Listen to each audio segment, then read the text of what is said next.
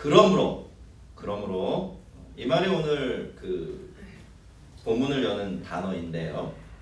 그래서 오늘 우리는 이 본문이 1장의 결론에 해당한다라는 사실을 알 수가 있죠. 우리가 1장에서 들은 것은요, 예수님에 대한 이야기였습니다. 히브리서 기자는 구약 성경의 여러 말씀들을 풀어내면서 예수님이 다른 피조물들은 물론이고 심지어는 피조물 중에 최상급 피조물이라고 할 수 있는 천사들과도 비교할 수 없을 정도로, 비교가 불가능할 정도로 탁월하고 대단한 분이라는 것을 설명해 주었는데요. 잠깐 그 내용을 요약하면 이렇습니다. 첫째, 예수님은 천사가 가지지 못한 하나님의 아들이라는 이름을 가지고 있습니다. 그 말은 즉슨 예수님만이 하나님의 후계자가 되어서 하늘나라의 왕이 되실 수 있는 자격이 있는 분이다, 그런 뜻이죠.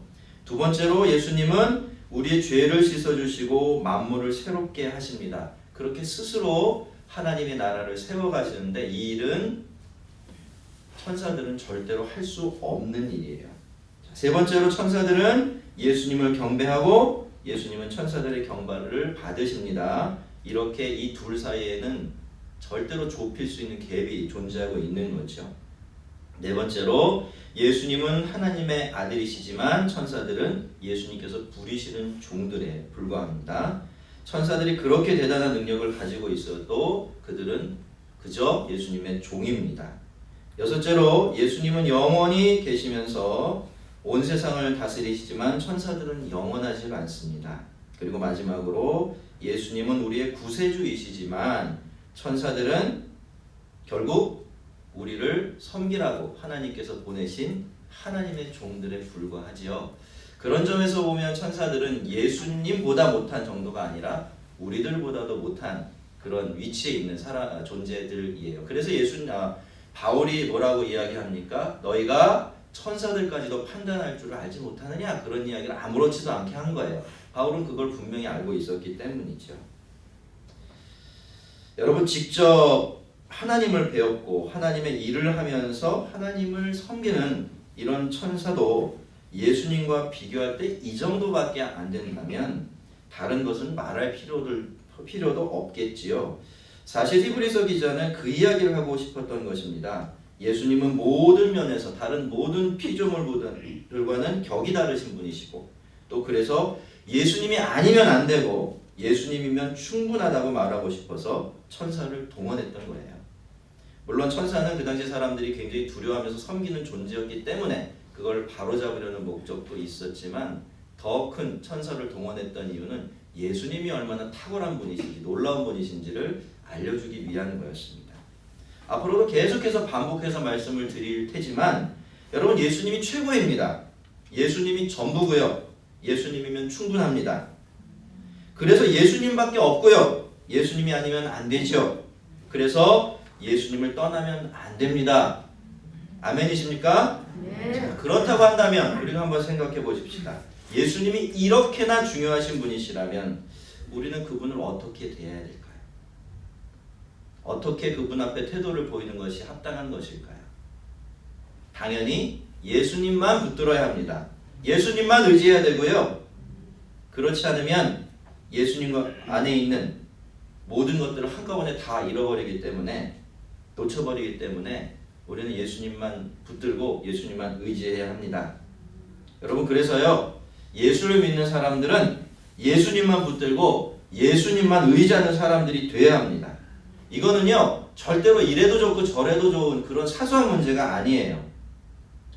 예수만 믿는 믿음은 우리가 구원을 받을 때만 필요하고 그 다음에는 조금 느슨해지고 무관심해져도 상관없는 그런 문제가 아니라는 것입니다.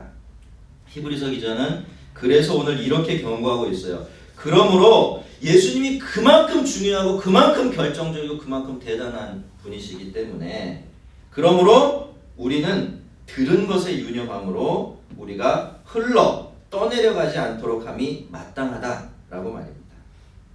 우리가 예수님만 붙들지 않으면, 계속해서 예수님만 의지하지 않고 그렇게 살고 믿지 않으면 우리는 떠내려가고 맙니다. 닷도 없이 바다 한가운데 떠있는 배를 한번 생각해 보세요. 배의 크기는 전혀 상관이 없을 겁니다. 그 배가 어떻게 될까요? 이리저리 파도에 떠밀려 다니다가 결국에는 파손될 수 있습니다. 히브리서 기자는 우리에게 그것을 경고하기 위해서 지금까지 예수님 밖에는 다른 의지할 것이 없다고 천사들까지 동원해가면서 우리를 설득하고 또 설득해 왔던 것이지요.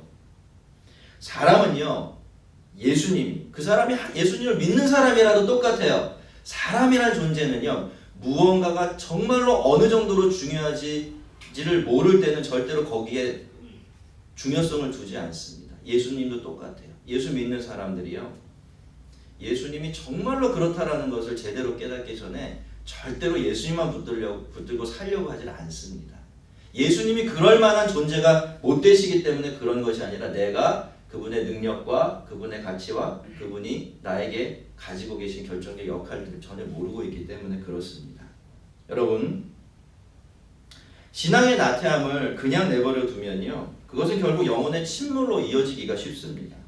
그것이 바로 오늘 1절이 우리에게 들려주는 굉장히 엄중한 경고예요. 신앙의 나태함은 처음에는 그리 심각하게 느껴지질 않습니다. 그것은 마치 커다란 배가 닻을 내리지 않고 바다에 이렇게 둥실 떠 있는 것과도 같아요. 파도가 치죠. 그럼 어떻게 될까요? 배는 이리저리 흔들립니다. 하지만 아직은 괜찮지요. 그런다고 해서 배가 금세 침몰하는 것은 아닙니다. 그런데 그러는 사이에 아직은 괜찮다라고 생각하는 그 사이에 배는 점점 더 안전한 항구에서 멀어져 가게 됩니다. 평안하다, 괜찮다라고 하는 그런 동안에 천천히 먼 바다로 떠밀려 가게 되죠. 그러다가 암초를 만나면 파손하게 돼요. 큰 삼각파도를 만나면 배가 깨어져 버리게 되고 맙니다. 여러분, 닻을 내리고 있지 않기 때문에 배가 크든 작든 상관이 없이 이렇게 되는 것은 시간 문제에 불과합니다. 예수님을 단단히 붙들고 예수님만을 의지하려고 애쓰지 않으면요, 우리는 조금씩 떠내려가면서 천천히 이 배처럼 예수를 믿지 못하는 사람들이 되어버리고 마는 것입니다. 왜 오늘날 많은 사람들이 그저 명목적인 신앙만 가지고 있을까요? 이것 때문이에요. 예수를 정말 믿지 않습니까? 그거 아닙니다. 그런데도 그들은 그렇게 명목적인 신앙밖에 가지고 있질 않아요. 그저 예수 믿는다는 이름만 가지고 있는 겁니다. 왜지요? 예수님을 단단하게 붙들지 않았기 때문에, 그분께 닻을 내려놓지 않고서 신앙생활하고 살아가고 있기 때문에 그런 겁니다. 이제 함께 2장 1절의 경고를 한 부분 좀 되짚어 보겠습니다. 그는 우선 우리가 들은 것에 더욱 유념해야 한다라고 이야기하는데요. 그러면 여러분, 우리가 들은 것이 무엇입니까? 우리는 무엇을 듣고 믿음을 가지게 되었죠? 우리는 하나님의 말씀을 들었어요. 그렇죠? 복음이라고 하는 하나님의 말씀을 들었습니다. 1장 2절이 이야기하고 있는 것처럼 이 모든 날 마지막에 하나님께서 아들을 통해 우리들에게 들려주신 그 말씀을 듣고 우리는 그 말씀을 믿음으로 말미암아 이 세계로, 신앙의 세계로 발을 딛게 된 거죠. 자, 그런데 예수님은요, 우리에게 하나님의 말씀을 전달해 주시는 역할도 하셨지만 그분 자신이 하나님의 마지막 말씀이셨고 아주 결정적인 말씀이셨습니다. 왜냐하면 예수님은 구약의 모든 말씀을 다 성취하시고 그 모든 말씀의 마침표가 되셨을 뿐만이 아니라 하나님이 어떤 분이신지, 당신의 말씀과 삶, 그리고 무엇보다도 십자가의 죽음과 부활을 통해서 가장 분명하게, 완전하게 우리에게 드러내 보여주셨기 때문입니다. 그래서 예수님 뭐라고 말씀하셨습니까? 나를 본 자는 하나님을 본 거다. 나를 믿는 자는 하나님을 믿는 거다. 내가 곧 길이고 내가 곧 진리고 내가 생명이다. 그래서 나로 말미암지 않고는 하나님께로 갈 자가 없다. 올 자가 없다. 나를 믿는 자는 죽어도 살겠고 살아서 나를 믿는 자는 영원히 죽지 않을 거다. 그렇게 말씀하셨던 거죠. 우리의 귀에는요, 바로 이 복음의 말씀이 들려왔고 그 복음 덕분에 이 복된 믿음의 세계에 발을 들여놓게 된 겁니다. 이것이 바로 우리의 귀에 들려진 복음이고요, 우리가 들은 것입니다. 히브리서 2장 1절이 말하는 들은 것의 내용이죠. 그런데요, 여러분, 히브리서 기자는요, 우리에게 그냥 들은 것에 유념하라 그렇게 말하고 있지가 않아요. 들은 것을 어떻게 하라고 되어 있죠? 한번 보세요. 더욱 유념하라. 한번 따라해 보겠습니다. 들은 것에 더욱 유념하라. 여러분, 더욱이라는 말은 기준이 있는 말이죠. 그렇죠? 비교의 대상이 분명히 있는 말입니다. 그러니까 기자는요, 이 말을 통해서 그렇게 이야기하고 있는 거예요. 이전보다 더 유념하고 지금보다 더 유념하고 그 어떤 것보다도 우선순위를 두고 예수님과 예수님의 말씀에 유념해야 한다라고 말입니다. 성도 여러분, 우리는 어제보다 오늘 복음에 더 유념하며 살아야 합니다. 오늘보다 내일 예수님께 더 유념하며 살아야 합니다. 그 어떤 것보다도 예수님께 주의를 기울이고 그분을 꽉 붙들고 놓치지 않도록 조심을 해야 합니다. 계속 믿고요, 예수님께만 집중하며 예수님의 뒤를 따라야 합니다. 그렇게 하는데 전혀 모자람이 없도록 애써야 합니다. 그렇지 않으면 우리의 믿음이라는 것, 그렇게 대단한 것이 못 되기 때문에 우리도 모르는 사이에 흘러 떠내려가게 되는 거죠. 그렇게 우리의 믿음은 표류하게 되고 또 심각한 경우에는 파손당하게 되는 것입니다. 우리는 지금 우리가 우리의 영혼과 믿음의 닻을 우리 예수님께 단단히 확실하게 잘 내려놓고 있는지, 혹시 닷도 없이 망망대해를 표류하고 있는 배처럼 그렇게 이리저리 떠밀려가는 모양으로 살고 또 신앙생활하고 있지는 않은지 그거 한번 정직하게 되돌아보아야 합니다. 만약에 그렇다라고 한다면, 우리의 삶과 믿음의 모습이 이렇다라고 한다면 그건 여러분 절대로 작은 일이 아니에요. 그 일은 언제라도 우리의 삶과 믿음의 파선으로 이어질 위험성을 내포하고 있기 때문입니다. 그러므로 우리는 들은 것에 더욱 유념함으로 우리가 흘러 떠내려가지 않도록 함이 마땅하니라. 여러분, 이것이 히브리서의 5개의 굉장히 중요한 경고가 나오거든요. 예수님과 관계해서 첫 번째 경고입니다. 그러니까 이 말씀에 우리가 굉장히 주의를 기울여서 바라봐야 하는 거죠. 여러분, 예수님을 단단히 붙들지 않고 다른 것에 의지하고 있으면서도 괜찮다, 문제없다, 다 잘 될 거다 넉넉히 있는 성도들에게 주는 경고입니다. 성도 여러분, 정말 괜찮을까요? 우리가 예수님 단단히 붙들지 않아도 예수님 말씀 더 확실하게 믿고 더 많이 의지하고 더 주의하지 않아도, 우리가 예수님께 더 집중하지 않아도 괜찮을까요? 그래도 우리가 믿음 생활하는 데는, 구원을 얻는 데는 아무런 지장이 생기지 않겠습니까? 가만히 생각해보면 뭐 그럴 것 같기도 해요. 왜냐하면 사실 교회 안에 보면 그런 사람들 굉장히 많잖아요. 근데 그 사람들을 계속 교회 나온단 말이죠. 이렇게 보면 정말 예수 믿지 않는 것 같지도 않아요. 그렇다고 해서 뭐 금세 그들이 살아가는 삶에 큰 문제가 생기는 것도 아니에요. 그래서 우리가 얼핏 생각하면 뭐 예수 믿는 것 적당히 그렇게 믿어도 되지, 느슨하게 따라가도 되겠지 라고 생각할 수가 있습니다. 하지만 여러분, 히브리서는요, 그게 전혀 그렇지가 않다라고 말합니다. 2절은 이렇게 말하죠. 천사들을 통하여 하신 말씀이 견고하게 되어 모든 범죄함과 순종하지 아니함이 공정한 보응을 받았거든. 여기 천사들을 통해서 주신 말씀이라는 말은 뭐 하늘에서 갑자기 뚝 떨어진 직통계시 같은 걸 말하는 게 아니죠. 앞에서도 살펴봤지만 이거 구약 성경 말하는 겁니다. 그 중에서도 율법을 이야기해요. 여러분, 율법으로 대변되는 이 구약 성경을 우리가 유심히 살펴보면 이게 딱 2가지 구조로 되어 있다는 걸 알 수가 있어요. 첫 번째는요, 너희는 이렇게 살아라 라는 하나님의 말씀이 나와요. 그 다음에 무슨 말씀이 덧붙여지죠? 그 말씀을 지키면 복을 얻을 것이지만 그 말씀대로 살지 않으면 저주를 받을 것이다 라는 말씀이 이어져 나와요. 이 2가지 구조로 되어 있어요. 아유, 너무하지 않습니까 하나님, 이거 어떡합니까? 이렇게 생각할 수도 있지만요, 여러분, 이 내용은요, 사실은 그 하나님께서 하나님의 백성들과 언약을 맺으실 때 서로 동의한 내용입니다. 여러분도 예수 믿을 때 그렇게 하셨어요. 이미 기억이 안 나시죠? 내가 언제 나 그런 동의한 적이 없는데, 여러분 구원을 얻으셨습니까? 어떻게 얻으셨어요? 내가 예수를 믿으면 구원을 얻는다라는 복음을 듣고 예수를 믿으셨죠. 그러면 그거 뒤집어 보면 무슨 말이 되죠? 안 믿으면 심판당한다라는 말이 되는 거예요. 그렇죠, 여러분? 예수 믿어라 라는 사실이 있어요. 명령이 있어요.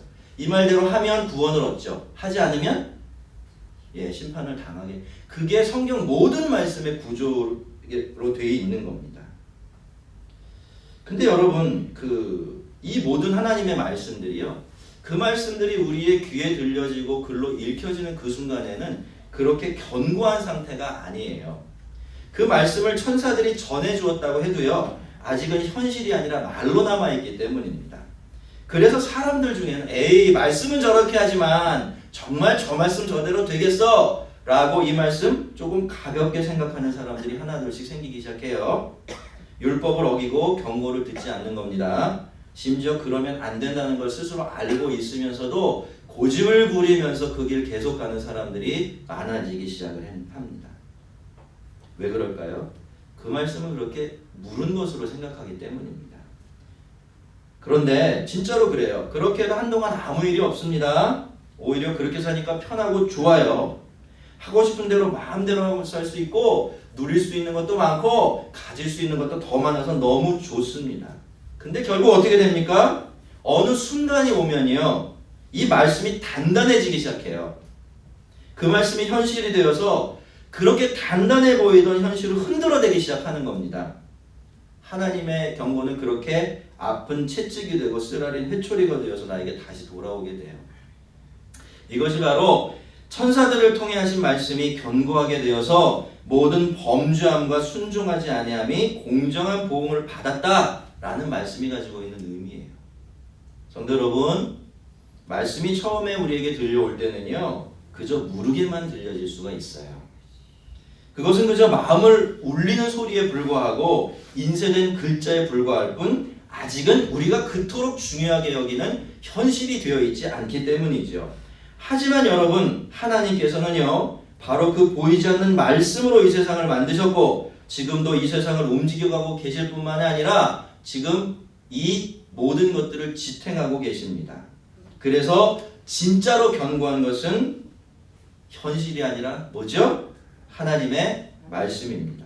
결국엔 모든 것이 다 하나님의 말씀대로 되어 있기 때문에 눈에 보이는 현실이 견고한 것이 아니라 하나님의 말씀이 더 현실보다 단단한 겁니다. 천사들을 통해 주신 말씀이 그랬던 거예요. 그래서 그들이 말씀 대신 그 모든 말씀들은 결국 이스라엘 백성들이 붙들고 있었던 현실보다 단단해졌고요. 그래서 그들이 말씀 대신 붙들고자 했던 그 현실을 깨트려 버리게 됩니다. 그들은 그렇게 그들의 범죄와 불순종에 대한 공정한 보응을 받았던 겁니다. 증거가 있냐고 물으실 수가 있어요. 증거가 있을까요? 없을까요? 증거 차고 넘칩니다. 구약 성경 전체가 그거예요.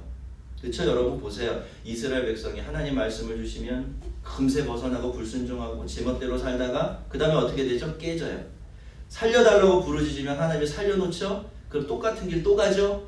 또 깨져요. 그게 수천 년 동안 반복된 역사가 구약 성경. 그런 점에서 보면 이 구약 성경이라는 것은요, 하나님의 피조물인 인간이 하나님의 뜻을 무시하고 자기가 가고 싶은 대로 가면서 살면 끝에 어떤 결과를 만나게 될지를 반복해서 경고해 주기 위해서 존재하고 있는지도 모릅니다. 성도 여러분, 우리는 기억해야 합니다. 하나님의 말씀은 당장은 물러 보이지만요, 언젠가는 분명히 견고해질 때가 옵니다. 그래서 성경은 우리에게 편안하고 좋은 축복의 말들만 하고 있는 것이 아니라 불편하고 엄한 경고의 말씀, 저주의 말씀들도 들려주고 있는 겁니다. 예수 믿고 구원받아라 라고 말하고 있을 뿐만이 아니라 나 밖에는 생명이 없다는 이야기도 분명히 들려주고 있는 것이죠. 성도 여러분, 하나님의 공정한 보응이 있을까요? 그렇죠? 별로 대답하기 싫으실지 모르지만 하나님의 공정한 보응은 반드시 있습니다.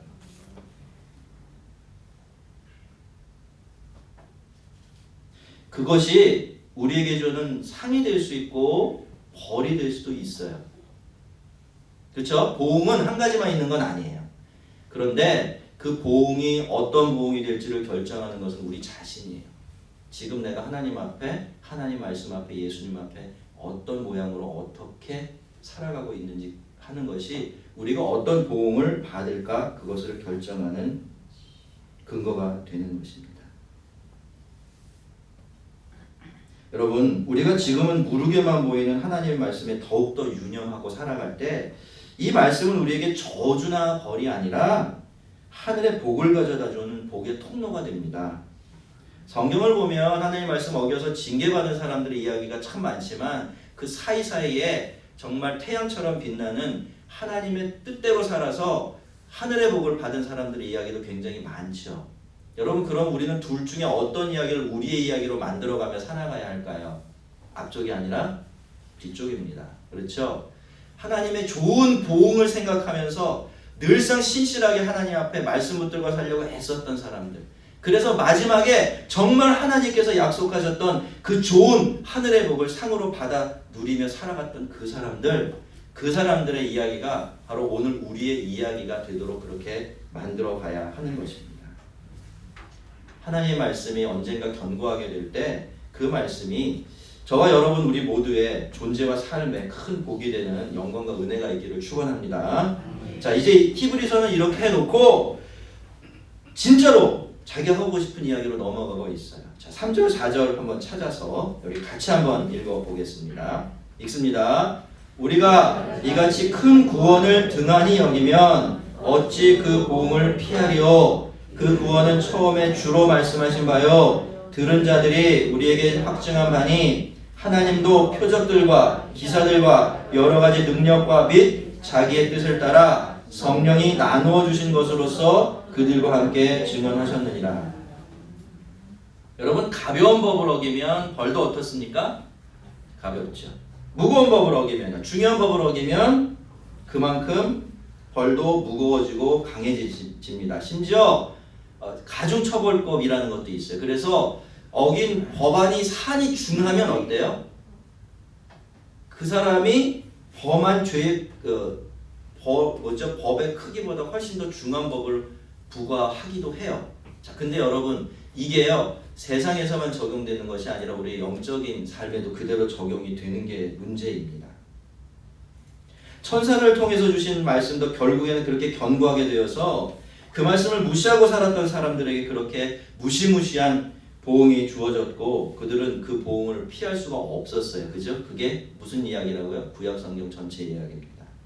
그렇다면 말입니다, 여러분. 어떤 사람이 하나님께서 당신의 아들을 통해 주신 말씀을 가볍게 여기고 심지어 그 예수님까지도 가볍게 여기고 단단하게 붙들려고 하지 않는다면 그 사람은 얼마나 더 크고 중한 보응을 받겠습니까?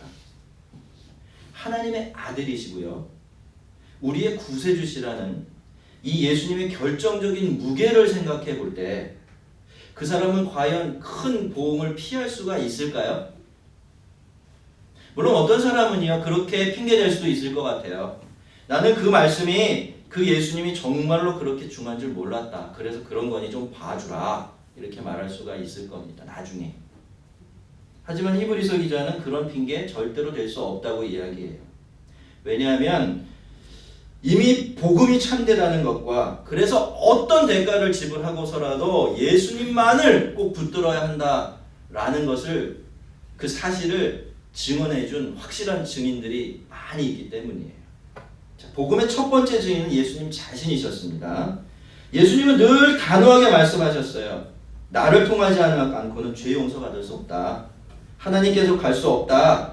내가 길이고 나만이 진리고 나만이 생명이다. 이렇게 말씀하셨어요. 그래서 나밖에는 다른 구원의 길이 없다라고 끊임없이 반복해서 또 반복해서 말씀하셨어요. 말만은 부족하죠? 그래서 예수님은 그 주장 뒷받침하기 위해서 수많은 증거들까지 덧붙여 주셨어요. 그것이 바로 성경에 나오는 예수님의 행하신 놀라운 일들이에요. 그러니 예수님은요 스스로 진리를 말하고 그 진리의 진리됨을 보증했던 첫 번째 증인이 되는 거죠. 자, 복음의 두 번째 증인은 사도들과 제자들이었습니다. 지금 히브리서를 읽고 있는 그들에게 복음을 전해진 장본인들이에요. 사도들과 제자들은요 복음을 위해서 목숨을 걸었습니다. 실제로도 12사도는 모두 다 그 복음 때문에 순교를 당했죠. 자, 근데 여러분 이 복음이 뭘까요? 이들이 도대체 무엇 때문에 목숨을 아까워하지 않았죠? 여러분 복음의 핵심이 뭡니까? 그건 십자가와 부활이에요. 예수님께서 사람들의 죄를 지고 십자가에 달려 돌아가셨다가 3일 만에 다시 살아나셨고 그렇게 온 세상이 왕이 되셨다라는 소식이 바로 복음이죠. 여러분 이들은요 이 소식을 전하기 위해서 자신의 일생을 걸었고 이 사실을 부인할 수가 없어서 자기의 생명까지 내어놓았던 것입니다. 근데 우리가 생각해야 될 것이 하나 있어요. 그게 뭐냐면 이 복음을 첫 번째로 전한 사람들이 이 사람들이라는 거예요. 그래서 만약에 복음이 누군가가 꾸며낸 거짓말이라면 누가 그 거짓말을 꾸며낸 당사자가 되죠? 제자들과 사도들이 그렇게 되는 거죠. 근데 여러분 한번 생각해 보십시오. 내가 꼭 꾸며낸 거짓말에 내가 목숨을 걸 수 있을까요? 내가 거짓말을 해놓고 그 거짓말에 내 일생을 투자할 수 있을까요? 인간은 그렇게 살 수 없는 존재입니다. 원래 인간이라는 존재는요 거짓말을 할 때 보세요. 뭔가를 얻을 것이 있기 때문에 거짓말을 하는 거죠. 그렇죠? 얻을 것이 없으면 절대로 거짓말을 하지 않습니다. 그런데 사도들이 만약에 복음을 꾸며낸 당사자들이라면 여러분 절대로 그들은 복음을 위해서 생명을 걸 수가 없어요. 왜냐하면 그들이 복음을 전했을 때 그들이 얻은 것이라고는 무엇밖에 없었죠? 오해, 멸시, 천대, 박해, 죽음 이런 것밖에 없었어요. 그런데도 끝까지 그 복음을 전하고 그 복음을 믿기 위해서 애썼고 결국 자기 목숨까지 내어놓았다. 있을 수가 없는 일이죠. 게다가 그들은요 복음에 합당한 삶까지 살아냈으니 이 사람들의 삶과 죽음은 전체로서 다 무엇을 증거하는 증언이 됩니까? 복음이 틀림이 없다는 거예요. 복음은 그만큼의 가치를 가지고 있을 만큼 중차대하다는 것 그들은 자신의 삶과 죽음으로 분명하게 증언했던 것입니다. 그리고 마지막 증인이 하나 더 있어요. 그게 그게 누구냐면 바로 하나님이세요. 하나님은요 복음이 사도행전을 보면 복음이 전해지는 곳마다 어떤 일을 하셨습니까? 여기 나오는 표적과 이사 이런 것 기적들 이런 것들을 행했죠. 하나님의 능력으로 놀라운 일을 행하셨고요. 또 복음을 믿은 사람들에게 뭘 나눠주셨죠? 성령의 은사를 나눠 주셨습니다. 구약 성경을 보면요. 여기 표적과 기사라는 말이 이 세상의 구원의 시대가 활짝 열렸다라는 증거로 주어지게 되어 있어요. 성령의 은사도 마찬가지예요. 마지막 때가 되었다라는 증거가 성령의 은사예요. 그러니까 하나님께서 복음이 전해지는 곳에 기적과 이사를 행하고 또 은사를 나눠주셨다라는 것은 뭘 의미하는 겁니까? 그게 맞다는 거예요. 내가 마지막으로 이루는 목적이 저 복음을 통해서 저 예수를 통해서 이 땅에 지금 마지막 단계에서 실현되고 있다라고 그렇게 증언해 주셨던 것입니다. 그러니 여러분 그 사람들이 눈앞에 있는 그 사람들의 이야기를 들은 이 히브리서의 독자들이 그렇죠?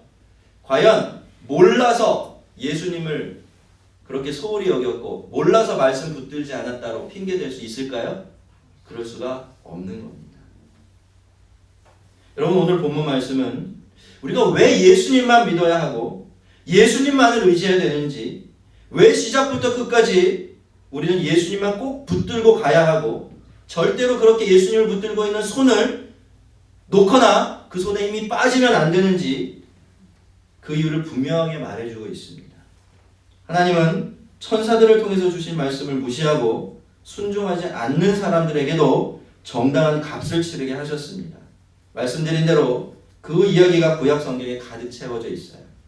그렇다면 우리가 아들을 통해 주신 말씀을 가볍게 여기고 그 아들을 단단히 붙들지 않아도 그래도 우리는 아무렇지도 않을까요? 예수님이 직접 증인이 되시고 사도들과 제자들 그리고 하나님까지 직접 나서셔서 증인이 되어주셨던 그 예수님을 향한 간절한 그리고 절실한 마음이 없이 예수님을 믿어도 괜찮은 것일까요? 그래도 우리에게 아무런 일이 없을 거라고 편안하게 말할 수 있겠습니까? 우리는 적어도 그런 사람들에게는 구약시대 이스라엘 백성들이 받았던 것보다는 훨씬 더 심각한 보응이 주어질지도 모른다라고 그렇게 말해야 되는 건 아니겠습니까? 성도 여러분, 우리가 예수 믿는 일에 대해서 어떻게 생각하든지 말입니다. 예수님은요, 적당히 믿고 적당히 따를 수 있는 분이 절대로 아닙니다. 예수님 우리를 너무나 사랑하시죠? 얼마나 사랑하십니까? 우리를 위해서 생명을 내어주셨어요. 그것도 모자라서 늘 성령님을 통해 우리 안에 계시고 우리와 함께 계시고 우리와 동행하시고 우리를 이끌어주시고 우리의 보호자가 되어주시고 막하 우리의 모든 것이 되어주시죠. 맞습니까? 그렇습니다. 그렇게 하나님 예수님 우리를 사랑하세요. 그런데요 여러분, 그렇게 우리를 사랑하시는 예수님은요 우리에게 늘 절대적인 헌신과 충성을 요구하십니다. 남편이 아내에게 그렇게 하는 것처럼, 왕이 자기 신하에게 그렇게 하는 것처럼, 너는 나만 믿어라, 너는 나만 따라와라, 나만 바라보며 살아라, 나만 바라봐라, 그렇게 말씀하세요. 너희의 영원한 운명이, 영원한 상과 벌이 온통 나에게 다 매달려 있으니까 너희는 나만 바라보며 살아라, 그렇게 말씀하시는 거예요. 애초에 예수님은 우리의 주인이시고 우리의 왕이실 뿐만이 아니라 우리의 구원이 되시기 때문입니다. 우리는 오늘 우리가 이같이 큰 구원을 등한히 여기면 어찌 그 큰 보응을 피하겠느냐라고 말하는 이 히브리서 기자의 경고에 귀를 기울여야 합니다. 우리가 예수님을 등한히 여기면, 이 큰 구원을 소홀히 여기고 더욱 유념하지 않으면 우리는 흘러 떠내려가 버리고 맙니다. 망망대해서 표류하는 배와 같은 인생이 되고 그런 영혼이 될 수밖에 없어요. 그리고 결국 그 일에 걸맞는 보응을 받게 됩니다. 예수님은요, 그만큼 중요하고 그만큼 귀하고 그만큼 결정적인 분이시기 때문입니다. 하지만 예수님이 그렇기 때문에 예수님만 믿는 일, 예수님만 붙들고 예수님만 바라보며 사는 일에는 그만큼 복되고 그만큼 영광스러운 보상도 있습니다. 거기는 구원이 보장되어 있어요. 세상이 할 수 없는 평안이 있고요. 세상이 줄 수 없는 기쁨도 거기 있습니다. 하늘의 영원한 영광의 약속이 있고요. 세상을 이기는 능력도 있습니다. 위로도 있고 담대함도 있고 풍성함도 있습니다. 우리가 예수님만 더 단단하게 붙들고 그분만 더 확실하게 바라보고 그분을 쫓아가면 갈수록 이런 약속된 복들은 더욱더 우리의 삶에 단단해져 가게 될 것입니다. 여러분, 예수님은 결정적인 분이십니다. 그분이 우리의 큰 구원이시기 때문에 예수님만큼 우리에게 결정적인 분은 없습니다.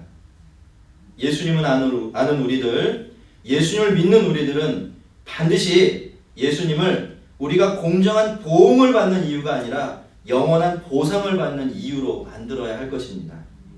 그러려면 어떻게 해야 됩니까? 예수님만 붙들어야 돼요. 더 많이, 더 충분하게, 넘치도록 부족함이 없이 예수님께 주의를 기울이고 예수님께 집중하며 그렇게 살아야 합니다. 여러분, 예수님으로 정말 충분할까요? 거꾸로 물어볼까요? 우리의 삶은 그렇다면 예수님만으로 충분합니까? 실제로 지금 아니죠. 원인이 어디에 있을까요? 여러분, 아멘으로 대답하셨는데 그 아멘과 우리의 삶이 다르다? 어디에 문제가 생긴 거죠? 우리가 그렇게 하고 있지 않은 거예요. 예수님만으로 충분합니다. 믿습니까? 언제? 예수님만 붙들면, 예수님만 의지하면, 그러면 예수님만으로 충분해요. 많은 성도들이 거기에 이르지 못하기 때문에 예수님만으로 만족이 안 되는 거예요.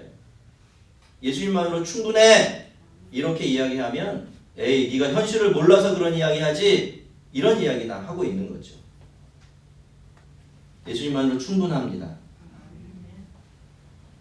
예수님밖에 없어요. 그래서 우리는 예수님만을 붙들어야 합니다. 들은 것에 더욱 유념하시기를 바랍니다. 그래서 흘려 떠내려가는 배와 같은 인생이 아니라 영원한 구원의 항구로 안전하게 항해하는 저와 여러분 되기를 주의 이름으로 축원합니다. 우리 같이 한번 기도하겠습니다.